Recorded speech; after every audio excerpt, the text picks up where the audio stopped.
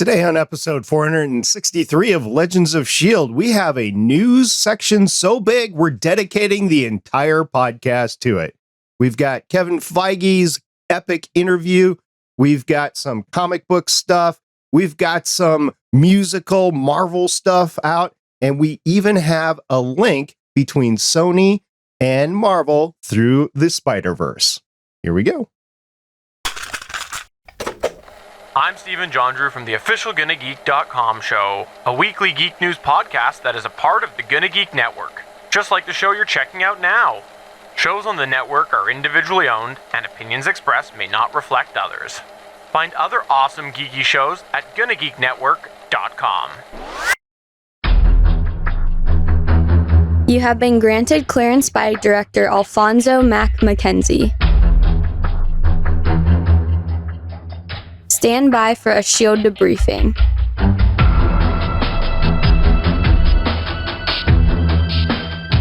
All information to be discussed here is classified and may only be discussed among agents granted clearance by the S.H.I.E.L.D. Director. It's an all news, all podcast for Legends of S.H.I.E.L.D. We got the entire team here. We got Agent Dribbles, Agent Fumbles, Agent Chris, and myself. Say hi, everybody. Hello. Hi, everybody. Hi. Today is March 4th, 2023, and we're going to start talking about an article that came out on Entertainment Weekly. Kevin Feige was doing the rounds before Ant-Man and the Wasp Quantumania came out, and the article was so big, it's divided into, 25 different stories. So we're going to take it one by one here. I'm going to start off by saying that Kevin Feige has revealed that fans will see Oscar Isaac's Moon Knight again in the MCU. He brought up the MCU's future during a conversation with Entertainment Weekly about the initial wave of Marvel-produced Disney Plus series, which included the 6-episode Moon Knight series.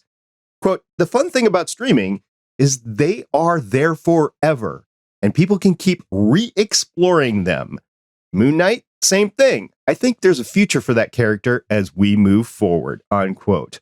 Now, I don't know about y'all, but I know that there's somebody that we're very close to that we've had on the podcast before and is also on the Gonna Geek Network, Anthony, who is really excited to learn about this. I asked him. He did not wet his pants. I would argue that the fun thing about streaming is they're there forever has been put to the test in the past few months. But no, I love Oscar Isaac. I need to actually finish watching Moon Knight because it was airing right when we were like, you have 6 weeks to move. So, yeah, I need to get back to it. In fact, I may do that this afternoon. Stephen, Chris, and I, not you, Waffles Chris, the Chris that's on the Gonna Geek show, had kind of an epic discussion. You might call it an argument. A few years ago on the Gonna Geek show about Disney Plus and the quote-unquote Disney Vault. And I was pretty adamant about trying to hang on to that physical media, saying, I don't know, Disney can throw it back in the vault again. Now, while Disney has not done that yet, to my knowledge, we know that other streaming services have ixnayed properties that they've been streaming. We've got Netflix doing it. We've got HBO Max doing it. So it is possible that these are not forever. So yes, that is the first thing that jumped out at me when I was looking at this after I was thinking about Anthony, about the future of Disney streaming. I get what he's saying, but those words will be tough for him to eat in the future, especially if he wants to move up the ranks at Disney, which I've heard. That being said, Disney hasn't really done it yet. So maybe on Disney, they are going to be there forever. We'll have to see. Netflix with Arrested Development kind of makes sense because why would you have the 4th season that you just made for you when you don't have the other ones? But Disney, for all the crazy law copyright things that they do, they've kept the streaming shows on, and I got to give them credit for that. For all that Disney has been, the Disney Vault people, yeah, they've actually been kind of the most consistent with keeping their stuff on so far. We'll see how that goes in the future, but fingers crossed. We all know that over time in the Disney parks, they have closed rides due to changes in society, basically, is the best way to put it. Same thing could happen on Disney Plus. So you can't really say it's forever. I'm still bitter about the loss of the 20,000 Leagues Under the Sea ride. That was one. Even though I get why they did it. Anybody who's curious about that, watch Defunct Land. There's some really, really cool stuff about Disney park closures and stuff. I mean, let's be real. Just watch Defunct Land anyway. Well, yes. We talked about Moon Knight when it was on. We all doubted like where it fit in the MCU or whether it was going to be part of the MCU or whether Oscar Isaac had a contract with the MCU at large for reappearing.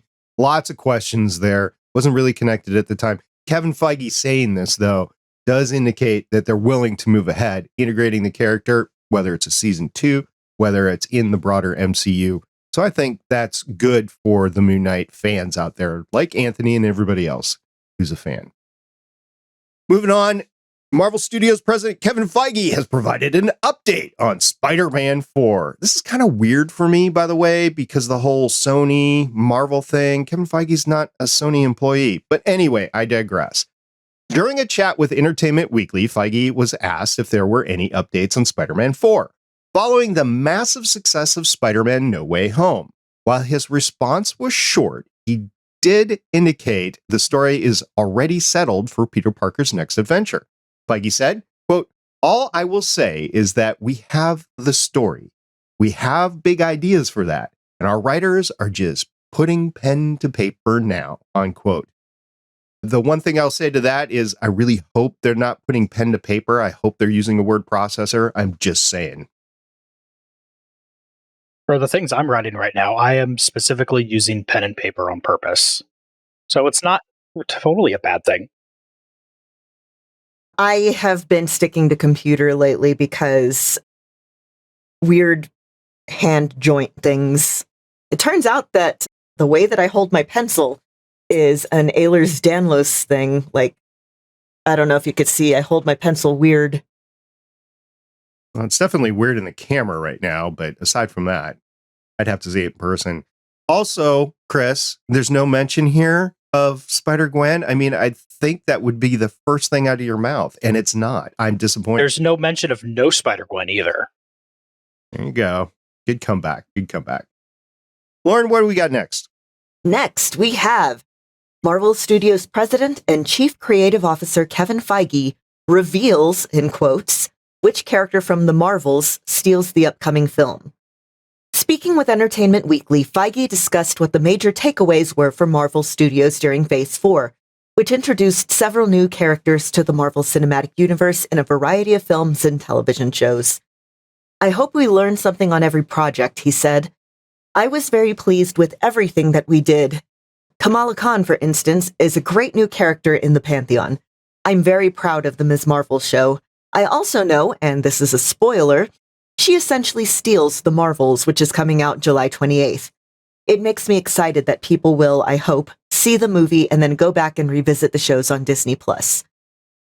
I'm very happy for that. I am a firm believer in passing the torch to the next generation and knowing when it's time to do that. And they really seem to be setting up for like a Young Avengers, or I forget the name of the other team they had in the comics more recently, because the Champions. Yes, thank you.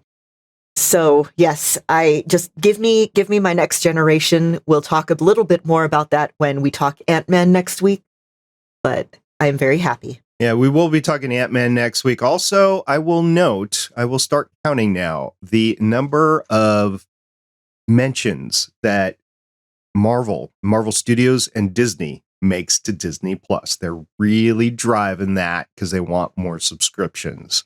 It is a business model that has had a lot of expectations on it, and they have not built it to what their expectations are. Now, in reality, I think they've done fine, but I think they want more. Of course, any corporation, they want more. I think they were looking at Disney Plus to be more like their parks and be a main revenue generator. It is not.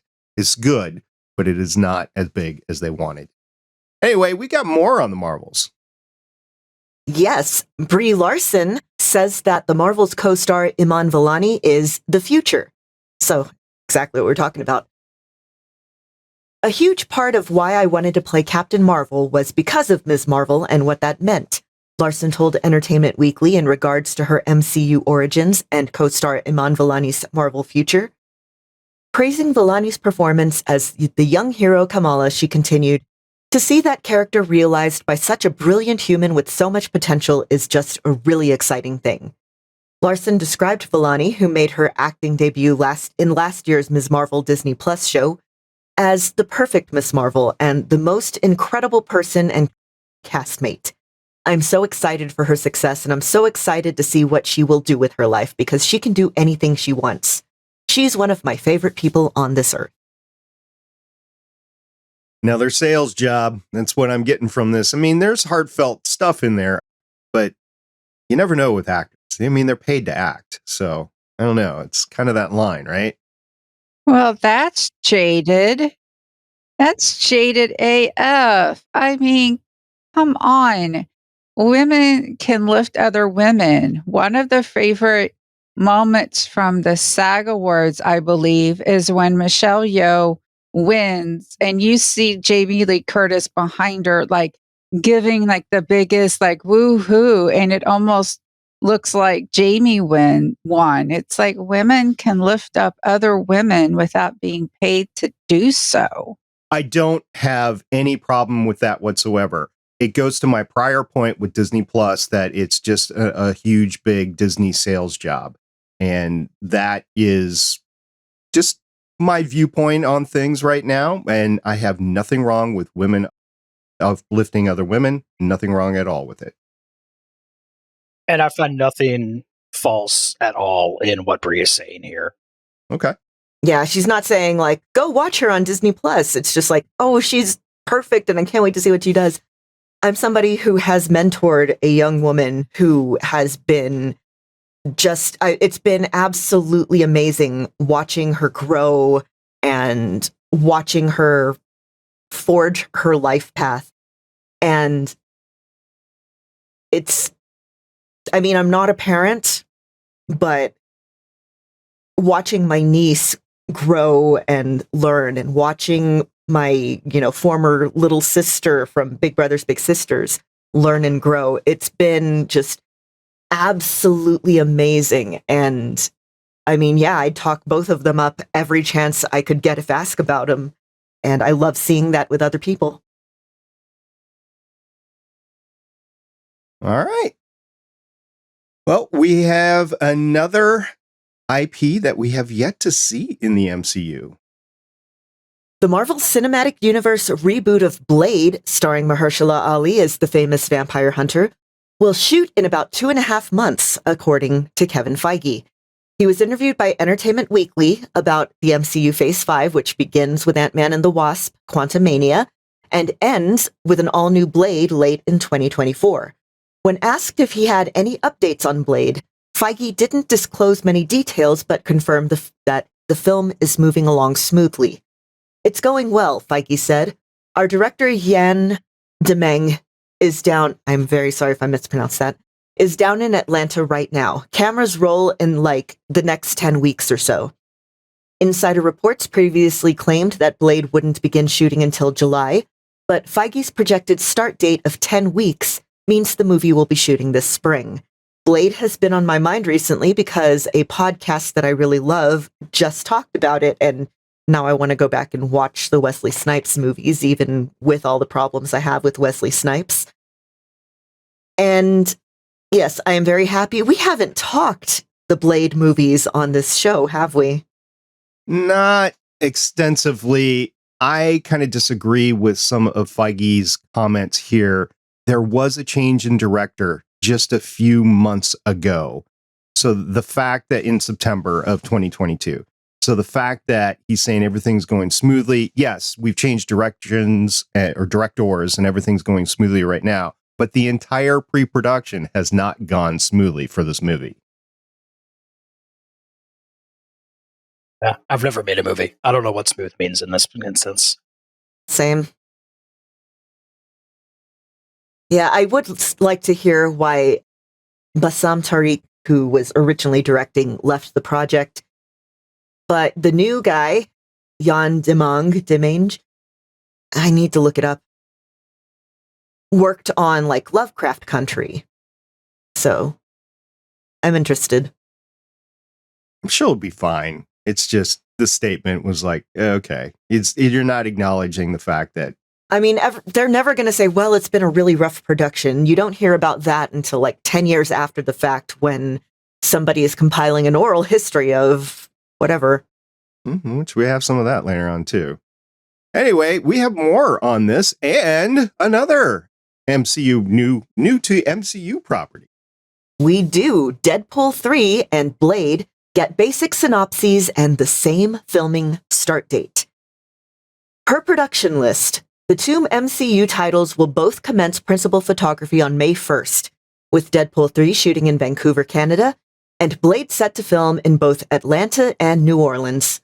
Brief synopses were also released for the upcoming superhero installments, with Deadpool 3 simply teasing another chapter in the raunchy, violent, and of course hilarious Deadpool series. However, the synopsis for Blade is a bit meatier and reads as follows. He is known to be a vampire hunter, half mortal, half immortal, who tries to rid the world of vampires as a way of avenging his mother who was killed by a vampire as she gave birth to him. While light on plot details, the synopsis does confirm that the MCU version of the character will retain his comic book origin. Like I said, I want to go back and revisit the first 3 Blade movies. So, how do we think they're going to introduce vampires in the MCU? Like, are they going to try to introduce, do you think, vampires beforehand, or we're going to get this movie and it'll explain in the beginning? I feel like there was like a little Easter egg in one of the more recent MCU movies, and I'm blanking out. It was Eternals, and it was the voice in the post-credit scene. Well, yeah, there was that, but like an actual vampire, I want to say, appeared in a MCU project recently, and they were like, yeah, was it in Blade, not Blade, in Werewolf by Night? I want to say there's like a vampire head or something in the Bloodstone estate. There was a vampire head in there. Yep. And it's a good question. I'm wondering if we're going to get more tidbits or if they're going to wait. My guess is that they showed their hand so early, it would be nice to lay some more breadcrumbs along the way. But I don't know how this whole phase is going to come together. It has been reworked a little bit. The start and the end of it has been the end of it has been reworked, as well as the timeline and how many movies are being produced, as well as the series on Disney Plus. So I just don't know the answer to that question. It's a very good question because you might say the same thing about X-Men too, right? Yeah, we're getting the little hints that are setting things up for way down the line, but nothing really beyond hints. Did you know, actually, Morbius was supposed to appear at the end of the original Blade movie with Wesley Snipes to tie into... They were planning to do a Spider-Man project around that time. Yep, and I can't... Morbius has been kind of tainted for me since the movie. Yeah, we all discussed it. So, Michelle, do you have any interesting insights that you might bring on this, or were you simply asking the question? Well, with what we have coming up, it's because Moon Knight seemed to come out of kind of like nowhere for us and trying to figure out where it fits. I still don't know the direction of this phase besides multiverse and Kang. So is this going to be a Blade falls from another multiverse and we get vampires now? It's rough right now because before we had a clear Thanos is a bad guy who wants to take over the universe and destroy things. And it was understandable endpoint. With this, I'm not sure what the endpoint's going to be, like the journey. I'm not too sure what the journey is going to be yet. Bring up a good part about the multiverse, because we've already heard in reports that Patrick Stewart has been put on standby. I doubt Patrick Stewart is going to be Professor Xavier for the new MCU. He's just too old to keep on staff for as long as they want to run the MCU. So I would say that they'd be transitioning to somebody else, and I could definitely see them opening up the multiverse for that sort of thing. So yeah, that's a great possibility right there. What if we get James McAvoy back? Oh, the money they would have to toss to him. Good point. It'd be nice to see them both in Deadpool 3. True. Yeah, so we'll see what happens with that. Now, in talking about something that we talk about all the time, Kevin Feige addressed the ever-expanding scope of the MCU, pointing out that it was necessary to release a wide variety of films and television shows, while noting that not everything would necessarily appeal to everyone. Quote, this is from Feige, quote, if there's a Marvel Studios method, like there was a Marvel method in publishing, it's trying to do both. I've talked about this for years. If you want to dip in and out and just go to the movies on a Friday night or watch a streaming series, you can do that. And if you want to follow along, there's certainly much more to be discovered. But we don't ever want it to seem exclusive or that you need to have done your homework before watching something. Now, I've also realized that a lot of people like to do the homework. A lot of people find the fun in the homework and the continuity and the connectivity. But it is a balance of always trying to do both, unquote. So he's hitting here on the diversity in the MCU and that not everything's going to appeal to everybody. And I think they've done a phenomenal job of that in phase 3. I mean, we've all had our qualms with phase 3, but one of the things that we will all agree with is the diversity that they've opened up in phase 3 has been phenomenal. So I'll applaud Marvel Studios and Disney on that. And I look forward to them continuing on that. And while personally, and we all might say this, that some properties hit us better than others, I haven't really seen an entirely bad MCU movie. I mean, Morbius, it's not MCU, but I haven't seen a bad MCU movie. I've just seen ones that are greater than others. So I'm all for this. What do you guys think? I mean, I am always a fan of more variety. There's so much stuff in Marvel Comics that aren't, just superheroes. There's the horror stuff. There's the magic stuff. And I'm happy to see those. I also acknowledge that it's getting hard to find an entry point into the MCU for new viewers. This was that podcast that I mentioned that was talking Blade. They discussed that a little bit. Like, there's just so much. And I would like it to take, moving forward, more of a Discworld approach where it's like you can enter, just find a character or a theme that you like and enter there. But movies don't work the same as books, so we'll see how successful it is. We went and saw Ant-Man with one of our friends, and his girlfriend was asking about if it would be worth it for her to go, because all she knew was that this was the third movie. And it was really kind of weird for him because he was telling her, yeah, we'd like you to go, but there's a good chance you're not going to have any idea what's going on. And so that was kind of tough for us because we hadn't met her before. And here was this perfect opportunity, but it's tied into a movie that, I mean, granted, she probably would have been fine. But, there's that question of, yes, I want to see this movie, but I haven't seen anything else. It's a valid criticism as a IP gets to the point where it's too big. I think you could apply that to many other IPs, whether that's the end of the Hunger Games or the Star Wars sequels or prequels. I think it's all there. I mean, just take a look at what's on Disney Plus right now in Star Wars. They had 2 Star Wars series that had episodes on this past Wednesday, Bad Batch, and they started the season of Mandalorian. And if you had not watched the Clone Wars, getting to the Bad Batch, you'd be like, what are we talking about here? It was a really good episode, but you have to have the backstory to it in order to really understand it.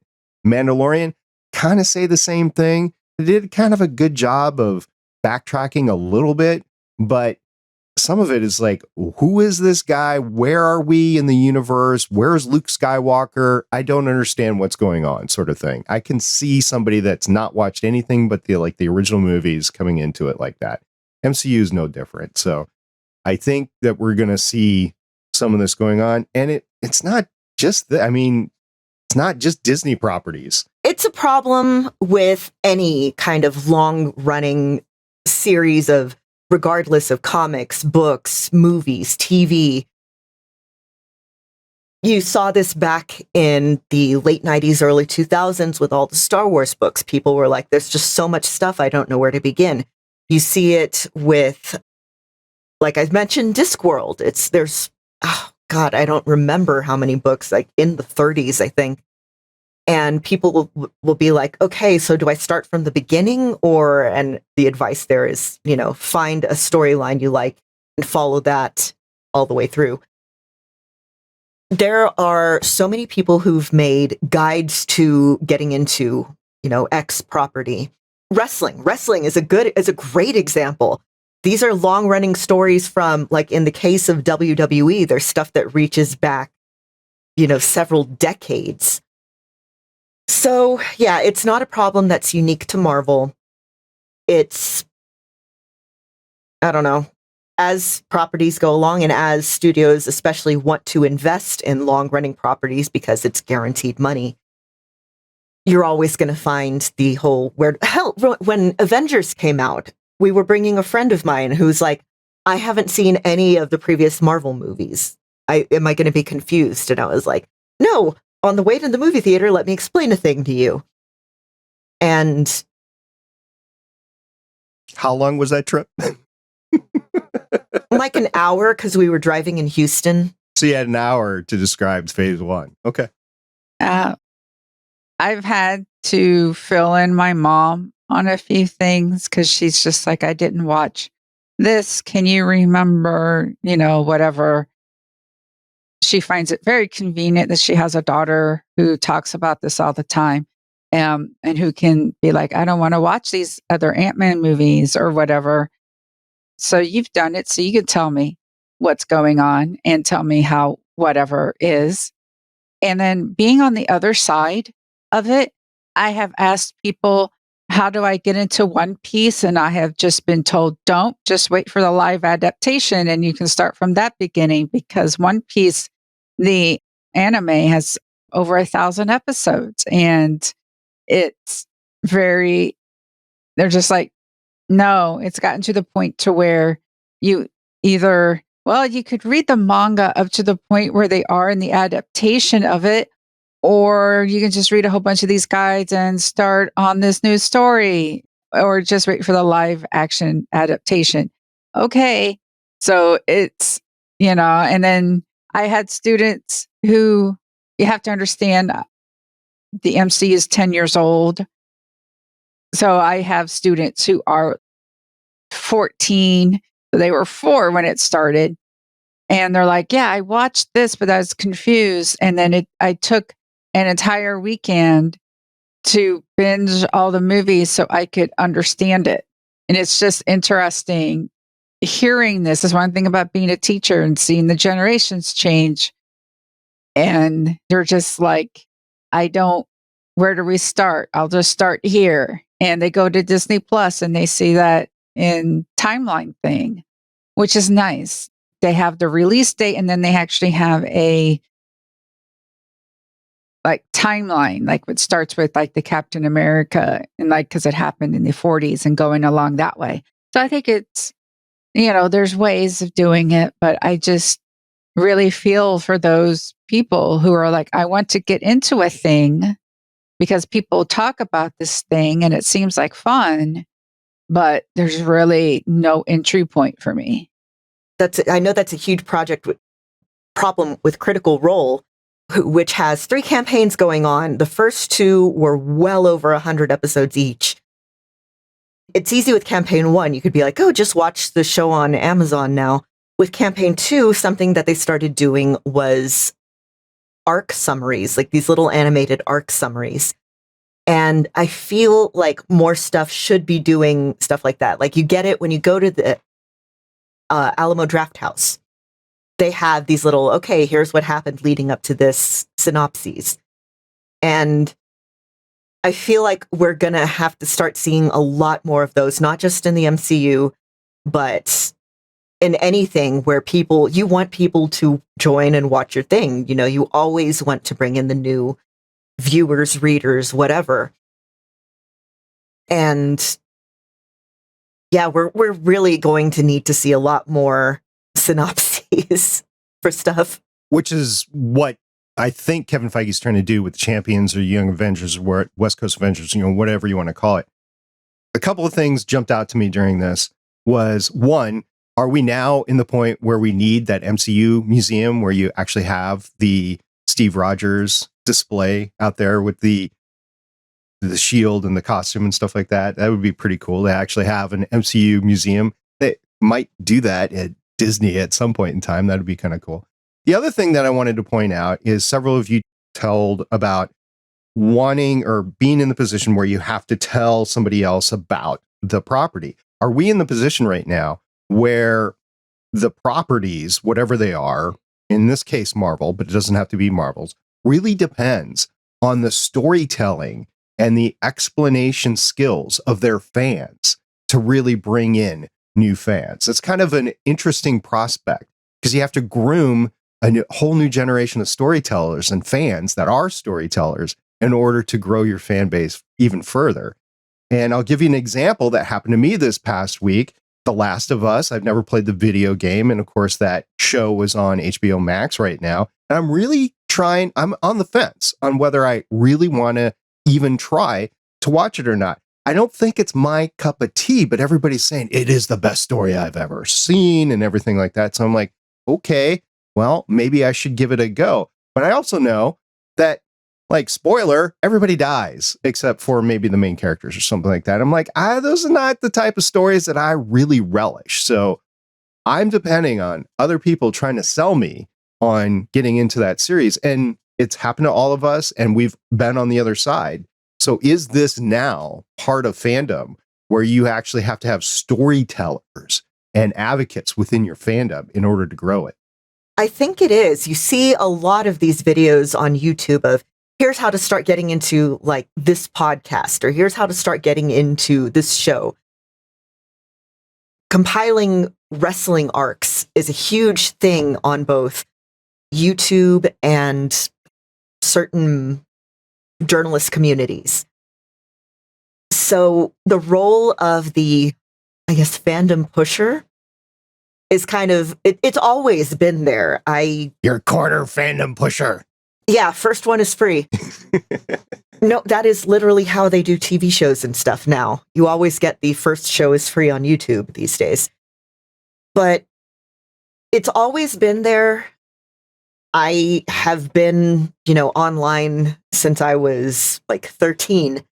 And you always get people like, oh, okay, if you want to get into this anime, here's how you start watching. You want to get into this show, here's how you start watching. And now you have these actual dedicated accounts and stuff that are dedicated to, let me summarize a thing so you can get into it. Because let's face it, gatekeeping is gross. And the more people that join a thing, the more people you have to talk about thing with. All right. Well, I encourage our listener to reach out to us and let us know what you think about this topic. It sounds like it'd be an interesting discussion over on our Discord server, which you can find at gonnageek.com/Discord. In the meantime, we're talking about properties running a long time. When that happens, I mentioned it with Patrick Stewart, sometimes actors no longer are available. So Agent Fumbles, lead us down this path with the Thunderbolts. All right, we have a lot of Thunderbolts news. So we're starting off with Kevin Feige recently confirmed that Harrison Ford, playing Thunderbolt Ross, is the MCU's new US president. So William Hurt, who previously played Thunderbolt Ross, unfortunately died last year. That seems right. I can't remember time anymore. But they cast Harrison Ford. Feige confirmed that Ross will move into the Oval Office in Captain America: New World Order. He said, Ross is the president of the U.S. in the film, and with Harrison, you think about Air Force One, you think about some of his confrontations with the president in Clear and Present Danger. There's a dynamic between President Ross and Sam Wilson. They have a history together. But in this film, we'll be seeing the dynamic between Captain America and the President of the United States in a way that is just incredible. I am a fan of this. I always like Harrison Ford as, president or Jack Ryan or whatever movies. I want to see him yell, "Get off my plane," and shove someone. They've kind of already done that in the MCU, but yeah, that would be kind of cool to see that. We can do it again. Get off my plane. Yeah, that'd be really cool. I'm looking forward to seeing this just because it's the dynamic alone on screen is going to be amazing. And Harrison can bring it when he wants to. I'm looking forward to the press circuit because Harrison Ford is also a notoriously difficult interviewee. Do you think they're going to send Tom Holland with him? I wish Conan O'Brien still had a TV show because he was always able to get good stuff out of Harrison Ford. We'll see if he shows up on Conan O'Brien Needs a Friend or something like that. But yeah, he seems to kind of delight in making people feel awkward. And for some reason, that is just right up my alley, sense of humor wise. I feel very bad for the interviewers who are tasked with this, but me as a person who kind of loves awkward comedy, I can't wait. We need Harrison Ford interviewed by Aubrey Plaza. Oh, that would be fun. Be fun. So more Thunderbolts news. Kevin Feige confirmed that Sebastian Stan's Bucky Barnes will play an essential role in Thunderbolts. What's fun about the Thunderbolts film, and I sort of said this at D23, is that they are barely heroes. None of them would consider themselves heroes. When your de facto leader is Bucky Barnes, that's sort of all you need to know. That's the trickle down. I, of course, am a fan of Bucky Barnes from even before Sebastian Stan was cast, and I am a fan of Sebastian Stan. And I'm a fan of a lot of people who are, a lot of the cast people who are in Thunderbolts, like Yelena Belova and Red Guardian. And I love Julia Louis-Dreyfus, who is returning as, Val. So, yes, this movie is just for me. I'm very happy. I look forward to seeing Sebastian Stan on screen. Of course, I see him all the time because I watch The Martian, and he's in The Martian, so I see Sebastian Stan all the time. But it's always great to see him with his prosthetic arm on the MCU. They haven't talked a lot about the lube that they've had to use lately. Yeah. And speaking of people that I am very happy to see in Thunderbolts, Steve Yeun is joining Thunderbolts. You might know him from his breakout role was in The Walking Dead. He's also the main guy in Invincible. He was great in things like Nope and Sorry to Bother You. Anyway, again, joins an ensemble cast. We don't know who he's playing yet. That includes Florence Pugh as Yelena, Sebastian Stan as Bucky, David Harbour as Red Guardian, Julia Louis-Dreyfus as Val, Wyatt Russell as U.S. Agent, Hannah John Kamen as Ghost, and Olga Kurylenko, as Taskmaster. Ayo Edebiri also joined in an undisclosed role. So I am looking forward to seeing all these amazingly talented, fun people being weird with each other. It's going to be an amazing cast. The one name on here, other than Stephen Yeun, joining the cast that I just want to point out right now is Hannah John Kamen. She, I don't think, brought her best performance when she was in the role of Ghost before. Really hope they do her better in this iteration of her character because a lot of people enjoyed her in Killjoys on the Sci-Fi Network, and she just has a lot of potential. So really looking forward to her taking the next step with this role.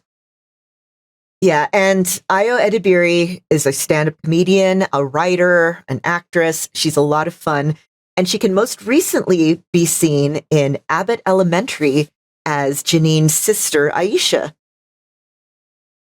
By the way, everybody watch Abbott Elementary. It's so good.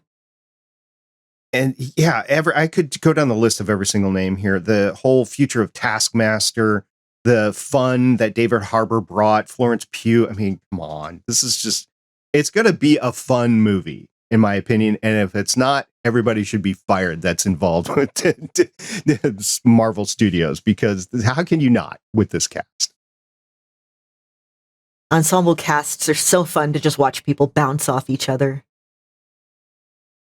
Speaking of people who should be fired, although this one is purely for selfish reasons because I want the job, according to Kevin Feige, the previously on recaps could be less important for upcoming Marvel TV shows, as they might experiment with a more traditional episodic structure. So, Kevin Feige said, "We want to do shows that can only be shows. I want to continue to make them even more episodic, which may seem counterintuitive. But I do think there is something fun about leaning back and watching an episode that can be relatively self-contained." So he pointed out watching episodes of Star Trek: The Next Generation to illustrate the pleasures of watching less overarching TV storytelling. And his quote continues, "I still find it soothing to watch an episode of Next Gen with a beginning and an end. So I think we're going to keep experimenting with that going forward." I like that. Yeah, it's so funny that he chose that as an example, because I am guesting on Strange New Worlds Fancast right now as we're covering Picard Season 3, the final season of Picard, which has a lot of the next-gen stuff in there. And I will say, they're doing their best to have a beginning and an end with the episodes, but there is so much history. We were talking about before. Where do I jump on? Picard Season 3 is the epitome of that. It's like, I could watch it, I could be entertained, or I could know everything, and I could be like, oh my gosh, this stuff is so amazing. So yeah, it's kind of funny that he chose the next gen with that. I get what he's saying. Like the series itself was episodic, but now it's a lot bigger. The lore is there. My one giant complaint about all of the shows, which really applies to all of the shows on Disney Plus so far, is that they've just been giant movies broken up into 30 or 45-minute blocks. I will disagree slightly, because Michelle has broken the code of which episode should be what. So it's really interesting. What you look back at the evolution of TV, everything was episodic. And then you started to see it really kind of kicked into gear around the time of Babylon 5, which was one of the first shows that had this, big overarching story. And now that's like all you see. There's very few actually episodic made for adults TV series out there. Even a lot of stuff that's for kids, like you get Owl House and stuff like that. And it has these overarching stories. There is something comforting about going back to an episodic, very self-contained, move the plot along a little bit, but yeah, there's, you can jump in at any point and watch anything. Like Parks and Rec. It isn't quite, it's kind of halfway in between, where there's the overarching story of the season, but it's episodic and it's fun, and you just go back and you watch your comfort episodes. I'll counter a little bit, because I stepped in late to Community, and I did not have the same affinity towards Community. And I forget if it was like season 3 or season 4, which I think it was season 3, which I started watching episodes on. And it did not hit with me the same way that it hit with everybody else that had watched it from season 1. So there is, with some properties, a little bit of an issue there.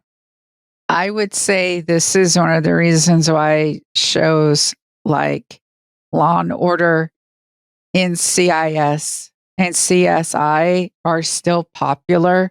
I don't know if any of you have ever seen an NCIS marathon on, I think, like USA, or because it's something you can start watching it, you can fall asleep, you can wake up, and it's like, oh, look, Mark Harmon's character, his name Gibbs, right? Gibbs. That's his name. Yeah.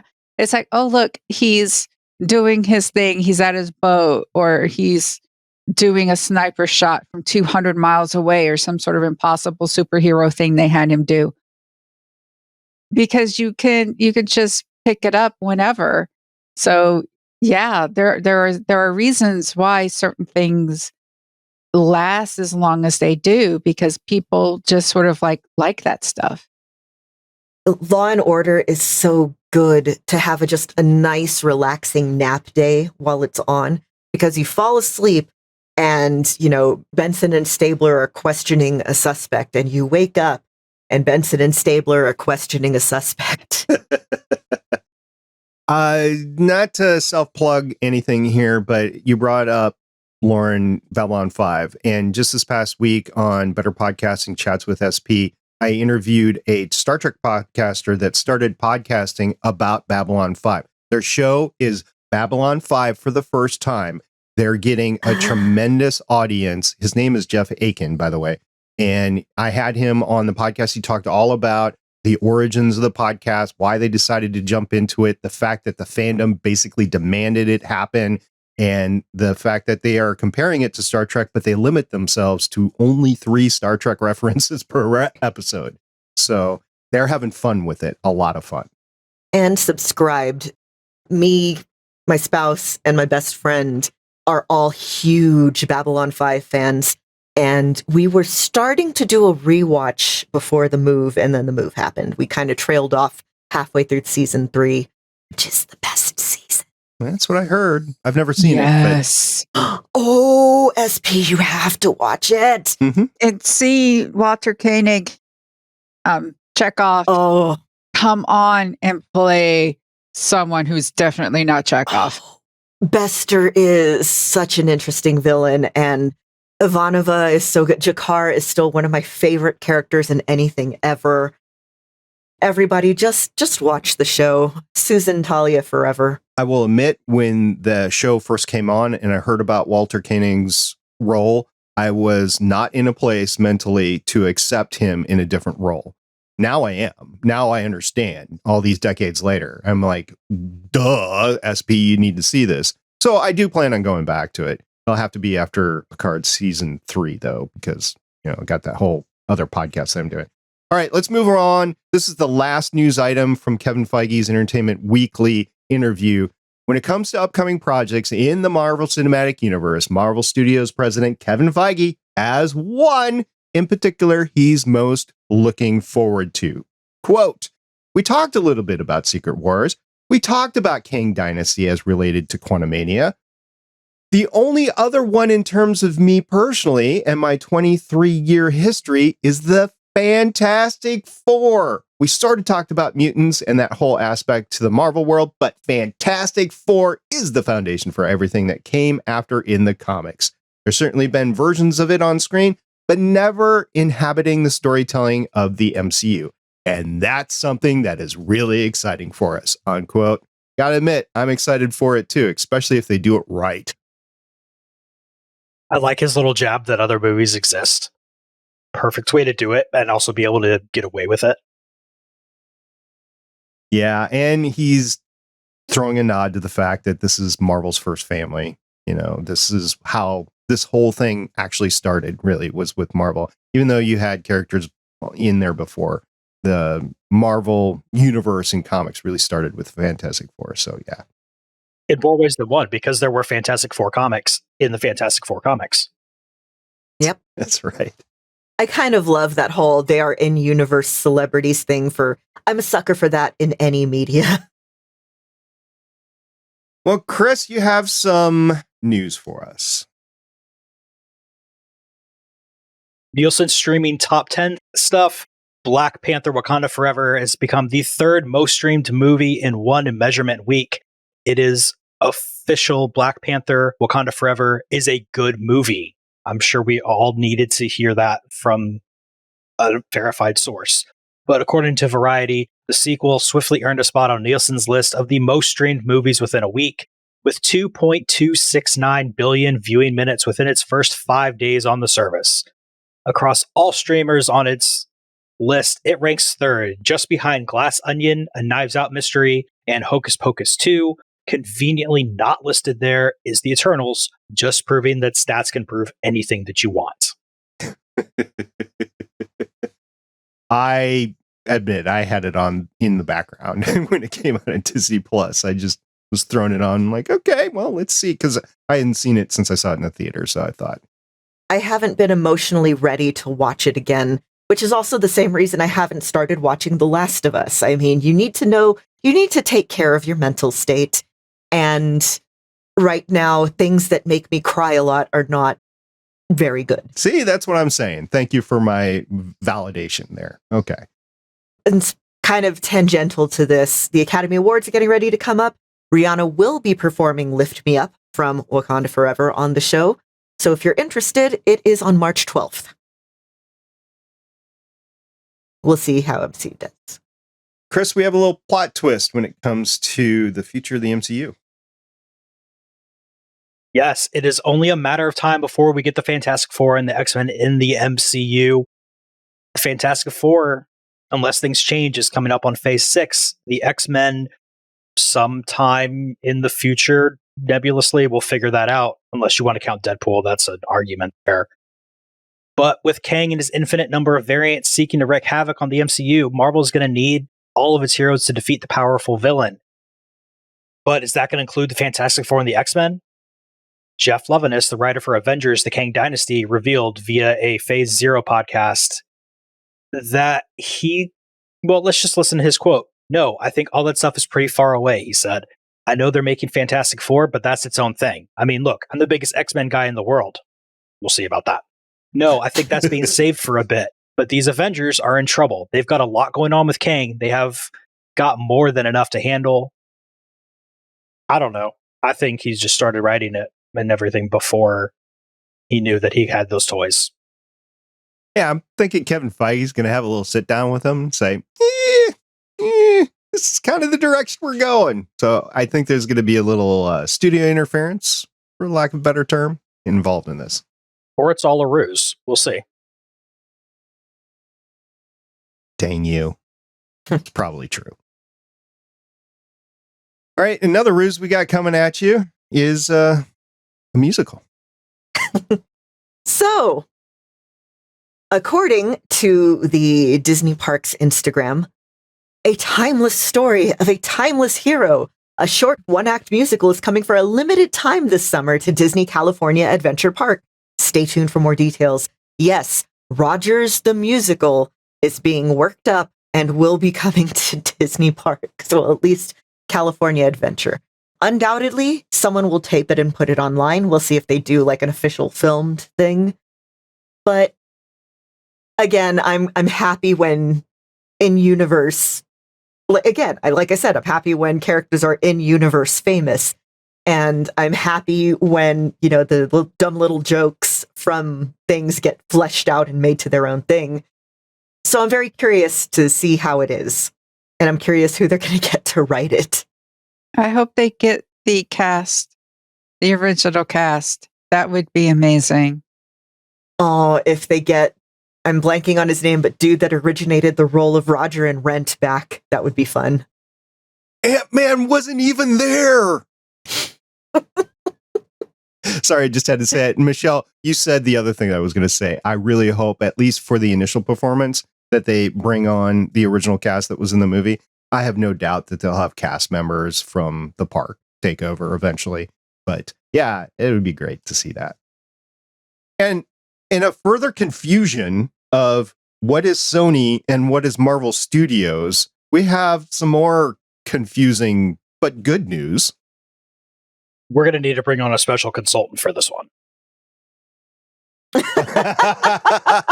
Where's the Gwen Spider, Stacy? Ghost Spider? Is that Ghost Spider Gwen? This is specific. Oh my gosh. Yeah, this one's specifically Ghost Spider from Spiderverse. You've got Lauren doing it now too. She's got a t-shirt for Gwen Stacy. Yes, I am wearing a Spider-Gwen t-shirt because we were recording today and I knew I kind of had to. Spider-Man Across the Universe is going to reference the MCU's multiverse, if we can believe a new report. The report is coming via a reputable scooper, Daniel Richman, It claims that the dialogue in Across the Spider-Verse will explicitly acknowledge the events of the 2021 MCU installment Spider-Man No Way Home, in which Tom Holland's web slinger unwittingly breaks down the barriers between the multiverse's various realities. Characters in Across the Spider-Verse will supposedly mention Doctor Strange's role in No Way Home as well, making the connection between the two films even more explicit. That said, Sony Pictures Animation is yet to publicly comment on Richmond's report, which means it should be taken with a grain of salt for now. They would be really dumb to not do that. So. Yeah, you would think. And again, I don't understand the business relationship between the two companies. I know it's to both of their advantage, but I just don't understand the relationship. It's never really been disclosed. And it's like Feige, he's not a Sony employee, and yet he's saying all these things about Spider-Man. So I don't know.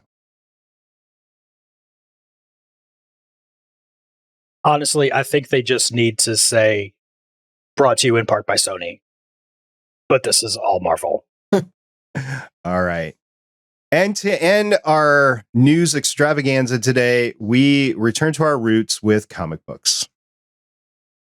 So recently, Marvel has had a series of Planet of the Apes covers. And I was talking to my friend at the shop, and we both agreed, this is stupid. We see no reason for this happening. Why are they doing this? The covers aren't even really that good. Which might have been because we were confused about why they happened. But now we know why they happened. After Disney acquired Fox and all of its holdings, various comic licenses such as Alien and Predator, and most recently Planet of the Apes, went over to Marvel. With all those properties under one comic publisher, Marvel announced today, which was actually a few days ago, via THR, that the April debut of Planet of the Apes #1 will launch a new 20th Century Studios comic book imprint. Marvel editor-in-chief C.B. Cebulski elaborated on the 20th Century Studios comic imprint launch, saying, "Ever since we announced our Alien and Predator comics, we hope to create a special space within our comics line to go even bigger and bolder and keep building on the comic iconic moments from these properties that we all know and love. This 20th Century Studios comics imprint, in collaboration with our friends at 20th Century Studios, is the perfect way to do that. Now that we're bringing back Planet of the Apes again through classic comic book storytelling, we're absolutely thrilled to officially launch this imprint for the fans, and we're all honored to expand upon it in the coming months." And 20th Century Studios President Steve Asbell added, "We've had a blast working with CB and his team, and as lifetime Marvel Comics fans, it's an honor to be part of such an enduring creative legacy. We think fans will love the fresh take on these beloved, iconic movies." Have any of y'all read the original Marvel Planet of the Apes adaptations? I I have have not. not. I have a very, very clear memory. I was, that kid who read too fast and finished tests too fast. So I remember finishing very early and getting sent off to the reading corner. And one of the things that was there was I guess it was like 1974 Marvel adaptations of the original Planet of the Apes movie. And I had seen it already. My parents sat me down and showed me like Godzilla and Planet of the Apes and a lot of classic movies back when I was a kid. And I remember just reading that over and over again, looking at the art, and it was just so cool to me. So it's kind of nice to see them turning back to that. I've been noticing all these additional titles pop into the Marvel section of my online order form. I have not gone ahead and ordered any of them. I don't know if 10-year older me or younger me would have or not, but I'm just in a point now where I'm trying to limit the amount of titles I get every week, possibly even cancel it. I don't know, maybe just I'll go digital, which would maybe open the floodgates into this. Are these all contained within the Marvel Unlimited now? No idea. I haven't thought to look yet. Okay. That would be a really interesting thing, though.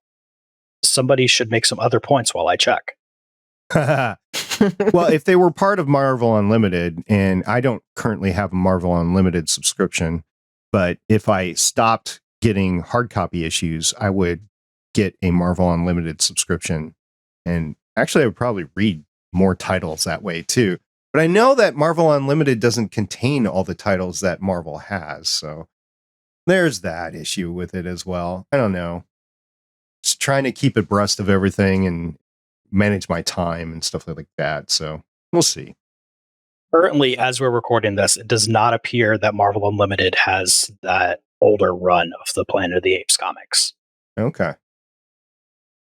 Well, but do they have the new one? Well, they wouldn't have the new one anyway right now because Marvel Unlimited is 6 months behind. Yeah. There you go. All right. Well, are you looking forward to grabbing some of these? If they have a Peach Momoko cover. I might check them out. Okay. Have you found a new comic book store where you are, Fumbles? Not yet. Still looking. I do need to make a trip out to Mile High Comics because, kind of have to. Been hearing about it for ages. It's the big one here. But yeah, still looking for a local one. All right. Well, that brings to close our news for the day, our Marvel Studios news. There was a lot of it. That's why we dedicated an entire podcast to it. Next time, we will be talking about Ant-Man and the Wasp: Quantumania. I have not seen it yet. I'm looking forward to I've been trying to wait to see it closer to when we record. I know at least 2 of you have seen it, so it's looking like we'll have a great discussion a week from now. In the meantime, Chris, what do you think we got going on? Well, I just can't wait, and I want to see Kang and Killmonger fight right now, so I think we should all just go head out and watch Creed 3.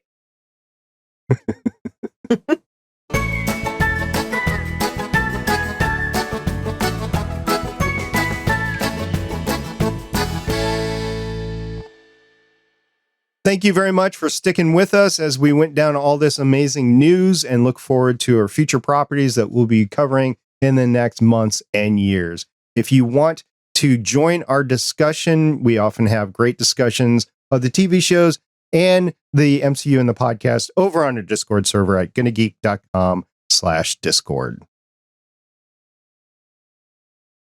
I want to thank everybody who's come along with us on this news journey today. And even if you haven't, I want to thank you, but you won't be hearing that because you didn't listen. And yeah, you can find me on Twitter at Sithwitch, where I'm usually yelling about wrestling. And you can find me everywhere that I'm at professionally on my website, lwsalinas.com.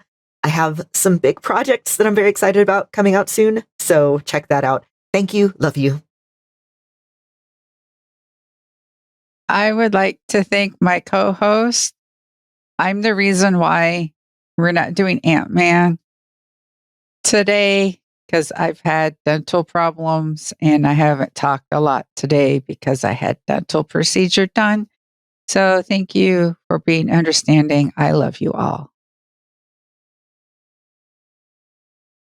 I would like to thank everybody as well, because it was absolutely no question. Michelle can't be there, then yeah, we're waiting. And I would like to think that we would do the same for everybody else here. But if you want to hear more from me, you can head on over to Play Comics, where I'm going to be crossing the streams, and the next episode coming out is looking at Catwoman. I think that's all I'm legally allowed to say right now about that. Okay. Well, in true honesty, we did stop because of Michelle. None of us, the 3 remaining of us hosts, wanted to go without Michelle for that. So we waited. But I will say, if I was the cause of having to wait, you get everybody else. SP doesn't have to be here. Everybody else does. So looking forward to that. And thank you very much for sticking with us. All the links to wherever we just said will be in the show notes. Until next time, when we talk Ant-Man and the Wasp: Quantumania, I am Director SP. I'm Agent Fumbles. I'm Agent Dribbles. And I'm Agent Uncreative Nickname. See everybody next time. Bye. Bye. Bye. Thank you for listening. If you want to leave us feedback, go to gonnageek.com and you will find all our contact information and other shows. You can also visit legendsofshield.com, where you'll find our complete archive of podcasts. The music heard on this podcast is by Kevin MacLeod, found at incompetech.com, and also artists on pond5.com and audiojungle.net. The opinions heard on this podcast are those of the individual hosts and do not represent Stargate Pioneer Productions, Legends of S.H.I.E.L.D, or Gonna Geek. Agents of S.H.I.E.L.D is the property of the Disney Corporation, Marvel Studios, and ABC. No infringement is intended.